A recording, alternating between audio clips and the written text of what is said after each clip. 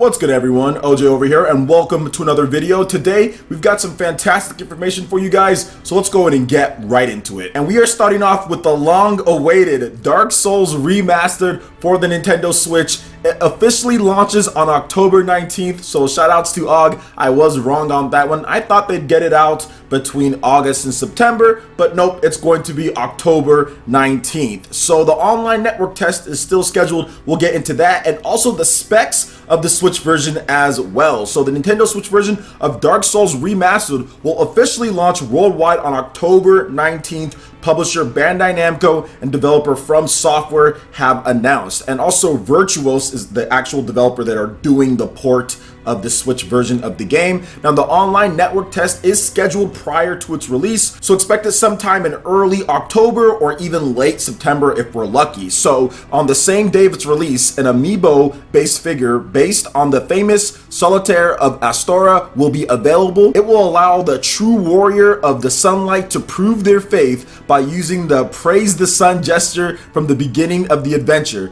This gesture can also be obtained through the game by regular gameplay, so you don't have to worry about content locked behind DLC in that case. Now here's an overview of the game via Bandai Namco, and this really is talking about the Switch version in general, so it's not just like a general overview of the game. They're really kind of honing in on the Switch here with this. So with the unique portable capabilities of the Nintendo Switch, players will be able to experience Dark Souls' groundbreaking action RPG gameplay that has inspired millions of players around the world anywhere at any time. Explore deserted castles, dark forests, decrepit towns, and many other haunting areas filled with fearsome beasts, small and large, throughout their adventures across Lordran. Players will build their character by strategically adapting to daunting foes while amassing a large collection of weapons, armor, magic, and sorceries to wield for a truly unique playstyle. Now let's go over some of the specs when it comes to the original Dark Souls back when it released on PS3 and 360 compared to Dark Souls Remastered on the Nintendo Switch. So the original game's resolution was 720p, but on the Nintendo Switch it'll be 1080p in TV mode and 720p in portable mode. The original frame rate was 30 frames per second. On the Nintendo Switch, it'll also be 30 frames per second, but I'll also add a little asterisk by that 30 frames per second because the original Dark Souls had so many frame rate dips to sometimes below 20 frames per second or in the 20 frames per second range. It was kind of bad, and it does seem like the Nintendo Switch version is a more faithful and stable 30 frames per second. Number of players online was 1 to 4 on the original, but with this one it's 1 to 6. And the online system was peer-to-peer back then. Now they have dedicated specific game servers. DLC was separated. This one you'll have it included. So overall, pretty good package when it comes to the Nintendo Switch version of the game. And yes, it's coming out much later. The other versions came out back in May. There was a lofty delay, not more so than we've seen with some other games, but there still was a pretty nice delay in between there. But I would guess it was because of the online. They just need to situate a couple more things here. Obviously, October, that is after the Nintendo Switch Online has launched, so that gives them more time to get everything done with that, if that was the case. So what do you guys think about Dark Souls Remastered finally coming over to Nintendo Switch this October? Are you still excited for it? Have you just forgot about the game? Have you already played it on PS4 and Xbox One at this point? Let me know your thoughts in the comment section below. Alright, and moving into the next topic here, Patrick Soderlund has left Electronic Arts, and hopefully I'm saying his name right, has left Electronic Arts after nearly 2 decades, the company has announced. And here is part of the full message. You guys can read up on all of that, link in the description below. Then I'll get into kind of how this is somewhat of a big deal for EA considering what this guy did at EA. So Andrew Wilson actually delivered this message on behalf of Patrick Soderlund. So team, today we are announcing that Patrick has made the decision to move on from EA. After nearly 2 decades as a pioneer for our company and industry, he will begin a new chapter later this year. Patrick has been a trusted business partner and a great friend, and his inspiring leadership has had an outstanding impact on EA as an integral part of the management team for many years, including as head of Worldwide Studios and most recently Chief Design Officer. He's been an agent of change and transformation from his early vision for Frostbite, for our technology strategy, to being a champion for players' first experience. Patrick has always ensured we put creative at the center of everything we do.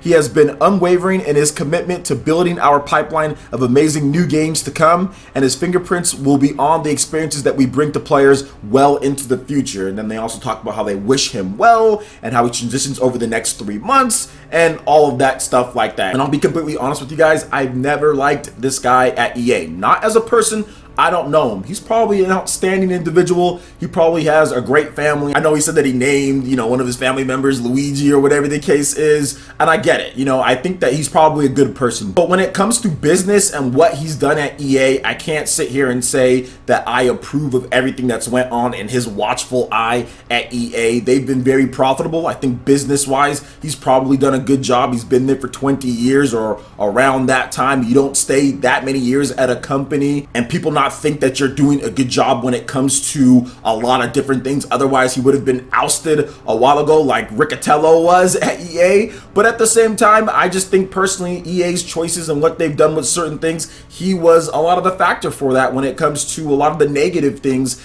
at EA. And I don't think that him leaving is going to fix EA. I don't think that that's going to have a big impact where EA isn't still kind of a crappy company, in my opinion, when it comes to what players want out of their games. But you can't argue with the facts, right? You can't argue with the facts. EA sells millions upon millions of copies of games a year. They generate tons of revenue when it comes to their FIFA business and Madden and all the different sports franchises that they do have. So business-wise, he's been pretty good, except for the whole Star Wars thing. There's been pretty good stuff at EA. And yes, not everybody agrees with everything, but that's okay. You don't have to agree with everything that the man does or whatever the case was with him there. And I'm not agreeing with everything, but at the same time, I do think that he's moving on to maybe something a bit different. We'll see what he has to do. We'll see how this affects EA. But some people are trying to say, oh, this is going to affect EA in a way to where EA is going to be better now. They're not going to do all the crazy stuff that they did before. But no, I think EA is going to do exactly what they did, at least what they can get away with when it comes to microtransactions and gaming. I think EA is still going to be EA, and they're going to have that in their DNA until they truly get somebody who doesn't believe in that type of stuff. But pretty much all companies are doing microtransactions and doing some of the type of things that EA does. Maybe not to the degree, but they're still all doing that. And it seems like they've learned somewhat of their lesson after the whole Star Wars Battlefront 2 deal. So we'll see what happens going forward in the future. And I do wish Patrick the best at whatever endeavors that he does going forward. So what do you guys think about Patrick moving on from EA here? Let me know your thoughts in the comment section below. All right, and moving into the next title that I have not heard about until this point. This is a Fire Emblem style type of game coming over to the Nintendo Switch, PC, and the PlayStation 4. So CE Asia debuted a new trailer for upcoming French Revolution set strategy RPG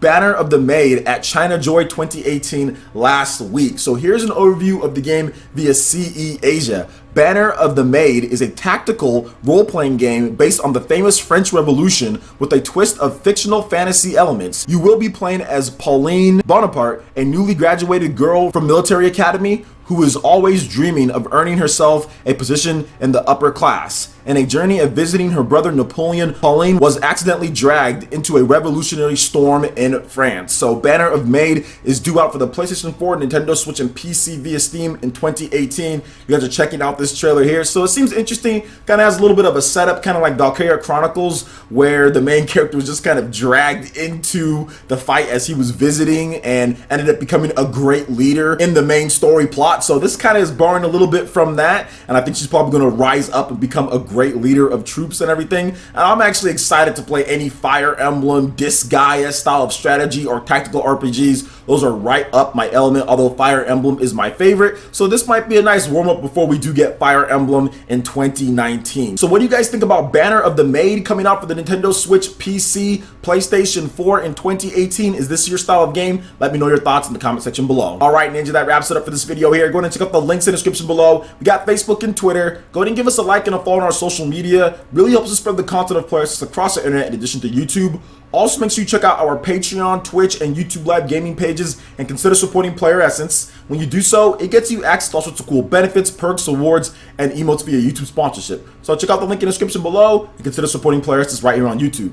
Hit that like button if you did like this video. Lets me know you guys want more content like this going forward in the future. And subscribe to PlayerEssence for the latest RPG, Japanese, and Nintendo gaming news. Thank you so much for watching, and we'll catch you, Ninja, for the next video.